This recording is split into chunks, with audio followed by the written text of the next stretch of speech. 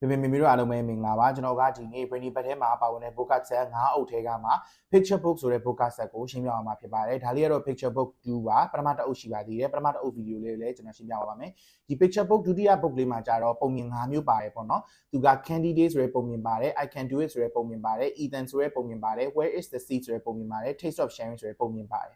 ဒီမှာကျွန်တော်ပြပေးပါမယ် candidate ဆိုတဲ့ပုံမြင်ဒါ batch လေးပေါ့နော်ဒါလေးကတော့ I can do it ဆိုတဲ့ပုံမြင်စာအုပ်လေးရဲ့ကတ်လေးပါဒါလေးကတော့ Ethan ဆိုတဲ့ပုံမြင်စာအုပ်ရဲ့ကတ်လေးတွေပါဒါလေးကတော့ where is the seat ဆိုတဲ့ပုံမြင်စာအုပ်ရဲ့ကတ်လေးတွေပါဒါလေးကတော့ taste of sharing ဆိုတဲ့ပုံမြင်စာအုပ်ရဲ့ကတ်လေးတွေပဲဖြစ်ပါတယ်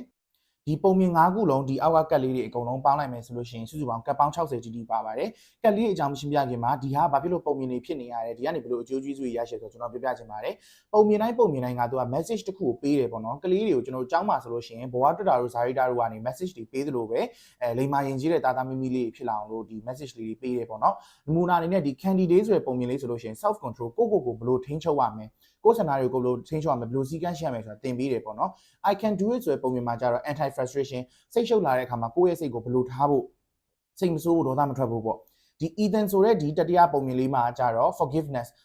ဆိုလို့ရှိရင်ဒါတခြားသူကိုစိတ်မဆိုးဖို့ခွင့်လွှတ်တတ်ဖို့နားလည်တတ်ဖို့သင်ပေးတယ် where is the seat ဆိုတဲ့ပုံမြင်လေးကကျတော့ဒီမှာ honesty ရိုးရိုးသားသားနေဖို့အတွက်သင်ပေးတယ်မလိန်ရအောင်မခိုးရအောင်မဝဲရအောင်စသဖြင့်ပေါ့ဒီ taste of sharing ဆိုတဲ့ပုံမြင်လေးကကျတော့ဒီမှာ share ဆိုတာကြတော့ဒါတခြားသူတွေနဲ့မျှဝေမယ်ကိုယ့်ဘဝမှာကောင်းမွန်တဲ့အရာတွေရလာတဲ့အခါမှာကိုယ့်ရဲ့ဖေဖေမေမေဘိုးဘွားကိုမမညီကိုမောင်နှမတွေတကယ်ချင်းတွေနဲ့ကိုတယောက်တည်းလောဘမကြီးပဲနဲ့သူများနဲ့မျှဝေတတ်ရမယ်စတဲ့ဒီလိုမျိုးအကျိုးကျေးဇူးရှိတဲ့ message တွေကိုကလေးတွေကိုကိုချင်းကောင်းအောင်လို့တင်ပေးတဲ့ message လေးပါတဲ့ပုံမြင်လေးတွေပဲဖြစ်ပါတယ်ဒါဆိုလို့ရှိရင်ကျွန်တော်ကဒီပုံမြင်5ခုထဲကမှပုံမြင်တစ်ခုရဲ့ကတ်လေးအနည်းငယ်ကိုအခုဒီက brainy bat set လေးနဲ့တွဲပြီးတော့အသုံးပြုပြီးဖတ်ပြရမှာပဲဖြစ်ပါတယ်ဒီမှာဆိုလို့ရှိရင်ကျွန်တော်နမူနာပြပေးပါမယ် candidate ဆိုလို့ရှိရင် candidate 1ဒါဆိုရင် candidate ပုံမြင်ပထမဆုံးအပိုင်းကတ်နံပါတ်1လေးပဲဖြစ်ပါတယ်ကျွန်တော်ဒုတိယကတ်လေးကိုကြည့်လိုက်မယ်ဆိုလို့ရှိရင်ဒီမှာရေးထားပါတယ် candidate 2ဒါဆိုရင်ဒုတိယကတ်ဒီပုံမြင်ပြီးရင်ဒီမှာဘာဆက်ဖြစ်တယ်ဆိုတာသိရဖို့ကတ်နံပါတ်2ကိုထည့်ပြီးဖတ်ရမယ်ဒီဟာပြီးရင်ဘာဆက်ဖြစ်တယ်ဆိုတာသိရဖို့ candidate 3 3ကတ်မြောက်ကိုထည့်ဖတ်ရမယ်4ကတ်မြောက်ကိုထည့်ဖတ်ရမယ်5ကတ်မြောက်ကိုထည့်ဖတ်ရမယ်အဲ့ဒီလိုကနေကျွန်တော်6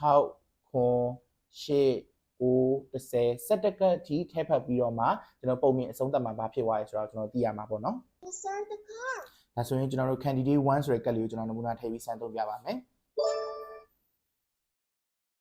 Mom held a family candy day to get Sam and Ethan to eat less candy. Let's go and see what they do. Candy day.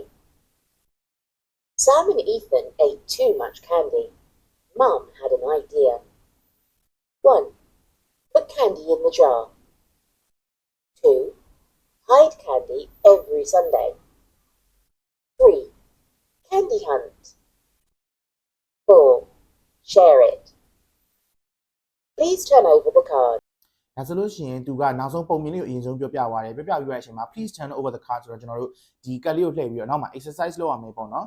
ကျွန်တော်က exercise မလုပ်ပြခင်မှာခုနကပြောပြသွားတဲ့ story လေးအကြမ်းမျိုးရှင်းပြချင်ပါတယ်ဒီ Sam and Ethan ဆိုတဲ့ညီကိုနှစ်ယောက်ကပေါ့နော်တခြားလုံးတွေအရန်စားတာဖြစ်တဲ့အတွက်သူတို့ရဲ့မိမိကကလေးတွေတခြားလုံးစားတာ short ချအောင်လို့ plan လေးတစ်ခုဆွဲလိုက်တယ်ပေါ့အဲ့ဒါဘာလဲဆိုတော့သူတို့ candy day ဆိုတဲ့ပွဲတွေလုပ်တာပေါ့နော်အဲ့ဒီနေ့မှာမိမိကဒီတတနှစ်ယောက်ကိုဘာလုပ်ခိုင်းလဲဆိုတော့ဒီ candy သူတို့စားမဲ့ candy တွေအကုန်လုံးကိုဒီကြားထဲကိုထည့်ခိုင်းတယ်ထည့်ပြီးဆိုလို့ရှိရင်သူတို့တကြားလုံးစားချင်တယ်သူက Sunday ကြလို့ရှိရင်တကြားလုံးလေးတွေကိုဖွက်ရတယ်ဖွက်ပြီးတော့သူတို့ညီကိုညောက်ကကြားလုံးလေးတွေလိုက်ရှာတယ်ရှာပြီးတော့တွေးတဲ့ကြားလုံးကိုပဲစားတာဖြစ်တဲ့အတွက်သူတို့ဒီအရင်တော့ကြားလုံးစားတာမများတော့ဘူးဒါကျွန်တော်တို့ဒီအပိုင်းတစ်ကသိလိုက်ရတဲ့ story လေးပေါ့ဒါဆက်ကလေးကခုနပြပြသွားတဲ့ story လေးပေါ့နော်သူ့ရဲ့ exercise လေးကိုကျွန်တော်နောက်ကျောကိုလှန်ပြီးလုပ်ကြည့်အောင် What food did Sam and Ethan eat too much of? Please find the right answer and click on it. ဒီနှစ်ခုထဲမှာတဲ့ Sam and Ethan ကတဲ့ဘယ်ဟာကိုအစားအများဆုံးလဲဘယ်ဟာကိုအရင်စားလဲပေါ့နော်ဆိုတော့ဒီဟာ cake ဒါတကြားလုံးဖြစ်တဲ့သူတို့ညောက်ကတကြားလုံးအရင်စားဆိုတော့ဒီအဖြေလေးကိုကျွန်တော်နှိပ်ပေးပါမယ် Yeah, you're right. Sam and Ethan ate too much candy.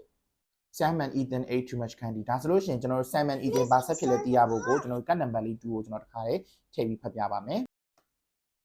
ဒါလေးကတော့ကတ်နံပါတ်2ပါ When Sam got a piece of candy, he put it in the jar. Please turn over the card. Sam ကတကြားလုံးတစ်လုံးကိုတွေ့တဲ့အခါမှာသူကဒီဂျားတွေကိုထည့်လိုက်တယ်တဲ့ Please insert the card. အဲဆိုရင်ဒီဘက်ကိုလှမ်းမယ် Where did Sam put the candy? Where did Sam put the Please find candy the right answer and click on it. Sam ကတကြားလုံးကိုဘယ်ထဲထည့်လိုက်လဲဆိုတော့အဖြေမှန်ကဂျားတွေကိုထည့်လိုက်ပါတယ် Sam put the candy in the jar. Sam put the candy in the jar ဒါဆိုရင်တို့ဘာဆက်ဖြစ်လဲကျွန်တော်တို့ဆက်ပြီးတော့ဖတ်ကြည့်အောင်ပုံမြင်လေး Ethan got a piece of candy. He ate the candy. Candy is very, very sweet.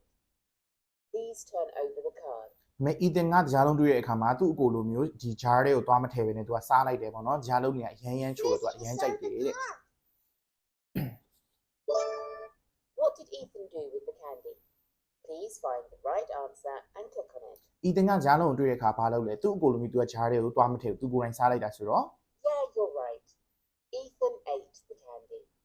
ဆိုတော့ကျွန်တော်က candy day ဆိုတဲ့ပုံမြင်ကဘာဖြစ်လဲဆိုတာဒီလိုအဆက်ဆက်လေးနဲ့ဖတ်ရတယ်ဆိုတာသိဖို့ကျွန်တော်၃ကတ်ကိုနမူနာဖတ်ပြသွားတာဖြစ်ပါတယ်ဆိုတော့ဒီ candy day ဆိုတဲ့ပုံမြင်မှာ Sam နဲ့ Ethan ကကြားလုံးတွေကိုဘာတွေလောက်ကြတယ်ဘယ်လိုစားကြတယ်ဆိုတာအဆုံးထိသိရဖို့ဆိုလို့ရှိရင်ကျွန်တော်တို့ candy day 1ဆိုတဲ့ကတ်ကနေ2 3 4 5 6 7 8 9 10 11အထိကျွန်တော်တို့ဒီပုံမြင်ကိုနားထောင်လိုက် exercise တွေလုပ်ရင်းနဲ့ဖတ်သွားမှာဖြစ်ပါတယ်ဒါလေးဆိုလို့ရှိရင်လည်းကျွန်တော်ခုနဖတ်ပြသွားတဲ့ candy day မဟုတ်တဲ့ဒါတခြားပါလာတဲ့ပုံမြင်အသစ်လေးပေါ့နော်ဒီမှာဆို I can do it ဆိုတဲ့ပုံမြင်ပါတယ် Ethan ဆိုတဲ့ပုံမြင်ပါတယ် taste of sharing ပါတယ် where is the seat ပါတယ်ဆိုတော့ဒီပုံမြင်လေးလည်းအရှိ candy day လိုမျိုးပဲကျွန်တော်တို့တကတ်ချင်းစီသူ့ကိုကတ် number 1ကိုထည့်လိုက်ပုံမြင်နားထောင်လိုက်အဖြေမှန်လေးရွေးလိုက်ကတ် number 2ကိုထည့်လိုက်ပုံမြင်နားထောင်လိုက်အဖြေမှန်လေးရွေးလိုက်နဲ့ဖတ်သွားရမယ်ပေါ့နော်ဆိုတော့ဒီမှာပုံမြင်နောက်ထပ်၄ပုံကျန်သေးတယ်ပေါ့ candidate ပါဝင်ဆိုလို့ရှိရင်ကျွန်တော်တို့ picture book တွေကပုံမြင်၅ပုံတီပါပါတယ်သူ့ရဲ့ကတ်အားလုံးပေါင်းလိုက်လို့ရှိရင်ကျွန်တော်တို့ကတ်60ပါပါတယ်ပုံမြင်တစ်ခုကိုကျွန်တော်တို့အနည်းဆုံး10ကတ်ကနေအများဆုံး12ကတ်13ကတ်ဝန်းကျင်ဒီ10ကတ်ကျော်စီတာပါကြတယ်ပေါ့နော်ဒါလေးကတော့ကျွန်တော်တို့ Pelvish Brainy Pad ထဲမှာပါဝင်တဲ့ book set 5အုပ်ထဲကမှ